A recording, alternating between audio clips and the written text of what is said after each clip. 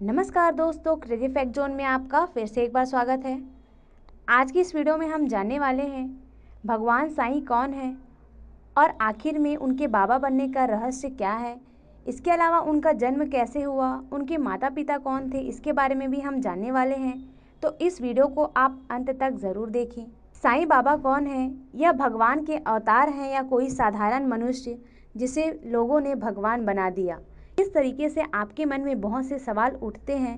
तो आज के इस वीडियो में हम जानने वाले हैं साईं बाबा कौन है तथा क्या वह भगवान है, तो उसको भी हम यहाँ पे जानने वाले हैं। तो इस वीडियो को आप ज़रूर देखें। सबसे पहले हम जान लेते हैं कि साईं बाबा का जन्म कहाँ और कब हुआ। साईं बाबा कौन है और उनका जन्म कैसे हुआ? यह प्रश्न ऐसे हैं जिनका जवाब किसी के पास नहीं है।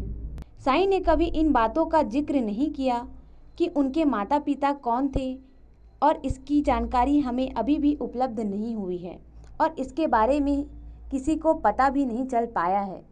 बस एक बार अपने भक्तों के पूछने पर उन्होंने बताया था उनका जन्म 28 सितंबर 1836 को हुआ था। इसीलिए हर साल 28 सितंबर को साईं का जन्मोत्सव मनाया जाता है। अब हम जान लेते हैं कि साईं की जाति क्या थी। साईं बाबा ने अपने जीवन का एक बड़ा हिस्सा एक पुराने मस्जिद में बिताया था जिसे वह द्वारका माई कहते हैं। सिर पर सफ़ेद कपड़ा बांधे हुए फकीर के रूप में साईं शिरडी में धूनी रमाए रहते थे। उनके इस रूप के कारण कुछ लोग इन्हें मुस्लिम मानते हैं, जबकि द्वारिका के प्रति श्रद्धा और प्रेम के कारण लोग इन्हें हिंदू मानते हैं। लेकिन साईं ने कबीर की तरह कभी भी अपने को जाति बंधन में नहीं बांधा। हिंदू हो या मुसलमान, साईं ने सभी के प्रति समान भाव रखा और कभी इस बात का उल्लेख नहीं किया कि वह किस जाति के हैं। साईं ने हमेशा मानवता, प्रेम और दयालुता को अपना धर्म माना है। जो भी उनके पास आता उसके प्रति अपना कृपा दृष्टि दिखाते। साईं के इसी व्यवहार ने उन्हें शिरडी का साईं बाबा और भक्तों का भगवान बना दिया। हालांकि साईं बाबा का साईं नाम कैसे पड़ा, इसका भी कारण है, तो उसको भी हम जानने वाले हैं। कि पहले हम यह जान लेते हैं कि फकीर से साईं बाबा बनने की कहानी क्या है। कहा जाता है कि सन 1854 ईस्वी में पहली बार साईं बाबा शिरडी में दिखाई दिए। उस समय बाबा की उम्र लगभग 16 वर्ष की थी। शिरडी के लोगों ने बाबा को पहली बार एक नीम के वृक्ष के नीचे समाधि में लीन देखा। कम उम्र में सर्दी, गर्मी, भूख प्यास की जरा सी भी चिंता न किए बगैर बाल योगी की कठिन तपस्या को देखकर लोगों को बड़ा आश्चर्य हुआ। त्याग और वैराग्य की मूर्ति बने साईं ने धीरे धीरे गांव वालों का मन मोह लिया।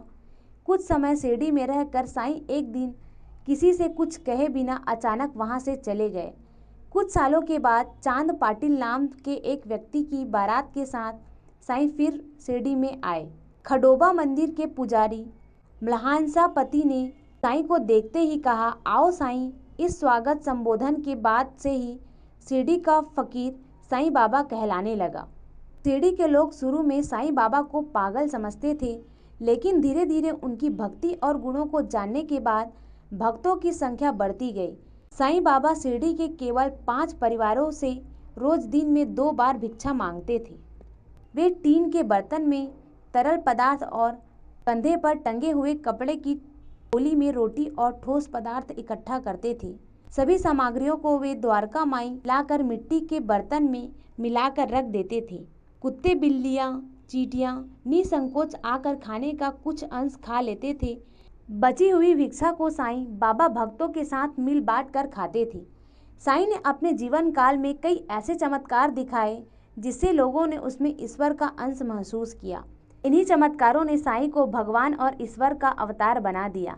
लक्ष्मी नामक एक स्त्री संतान सुख के लिए तड़प रही थी।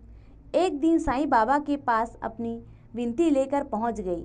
साईं ने उसे उदी यानी भभूत दिया और कहा, आधा तुम खा लेना और आधा अपने पति को दे देना।